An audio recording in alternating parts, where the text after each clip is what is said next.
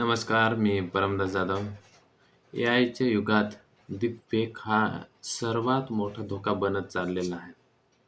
एखाद्याचा चेहरा किंवा आवाज किंवा व्हिडिओ एआयच्या मदतीने इतका खरा वाटेल असा बनवता येतो. सामान्य माणूस फसतोय. तर आता या विषयावर दिल्ली उच्च न्यायालयाने महत्त्वाचा अंतरिम आदेश दिलेला आहे. हा आदेश नेमका काय आहे? एआय वापरणाऱ्यांवर नवीन कायदा आला आहे का? चला संपूर्ण माहिती आपण जाणून घेऊया. तर डीपफेक म्हणजे काय? तर एआयच्या मदतीने एखाद्या व्यक्तीचा चेहरा किंवा आवाज किंवा व्हिडिओ बनवून बनावट सामग्री तयार करणे.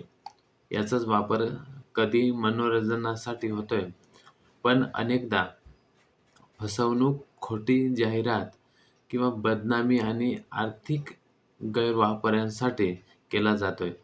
आणि म्हणून दिल्ली उच्च न्यायालयाने निर्णय दिला आहे. तर अलीकडे माजी क्रिकेटपटू युवराज सिंह यांनी न्यायालयात याचिका दाखल केली.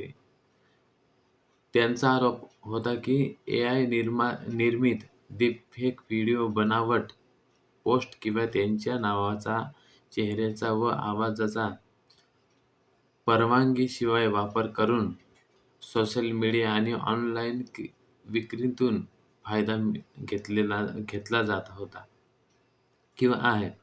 यानंतर दिल्ली उच्च न्यायालयाने अंतरिम आदेश देत संबंधित व्यक्ती, अज्ञात जोडो खाते आणि काही ऑनलाईन विक्रेत्यांच्या युवराज सिंह यांचं नाव, चेहरा, आवाज किंवा एआय निर्मित डीपफेक सामग्री परवानगीशिवाय वापरण्यास मनाई केली.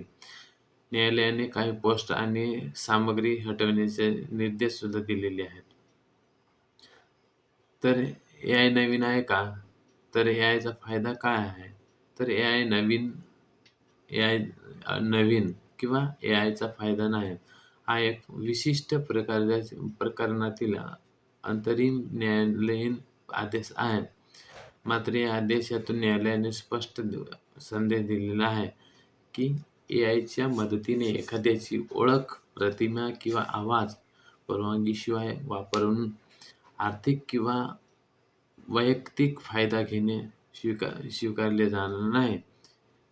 एआय वापरण्यासाठी याचा अर्थ काय होतोय किंवा वापरण्यासाठी जर तुम्ही एआय वापरून कोणाला चेहरा बदलत असाल, चेहऱ्याचा आवाज क्लोन करत असाल किंवा खोटी जाहिरात तयार करत असाल किंवा डीपफेक व्हिडिओ बनवत असाल किंवा परवानगीशिवाय दुसऱ्याची ओळख वापरत असाल, तर अशा वापरावर न्यायालयीन कारवाई होऊ शकते. विशेषतः त्यामुळे त्या व्यक्तीची प्रतिष्ठा किंवा व्यावसायिक हानी होऊ शकते. पण एआयचे शिक्षण, संशोधन, व्यवस्थित स्वतःचे कंटेंट तयार करणे किंवा स्पष्टपणे काल्पनिक, पचनशील वापर करणे यावर या आदेशाने बंदी घातलेली नाही.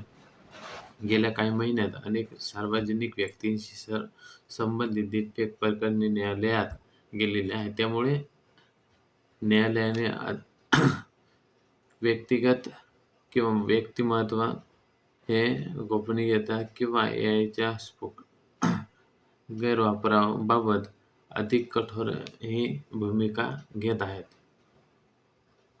तर मित्रांनो, दिल्ली उच्च न्यायालयाचा हा आदेश एआयवर बंदी नाही, परंतु एआयचा वापर करून दुसऱ्यांची ओळख, प्रतिमा किंवा आवाजाचा गैरवापर केल्यास कायदेशीर कारवाई होऊ शकते. पण स्पष्ट संदेश याच आदेशातून मिळतोय. तर एआय वापरताना परवानगी, पारदर्शकता आणि जबाबदारी याचे पालन करणे महत्त्वाचे आहे. जर तुम्हाला अशीच पडताळणी केलेली एआय किंवा टेक बातमी पाहायची असेल तर व्हिडिओला लाईक करा, शेअर करा आणि चॅनलला सबस्क्राईब करायला विसरू नका. बेल आयकॉन दाबा. धन्यवाद.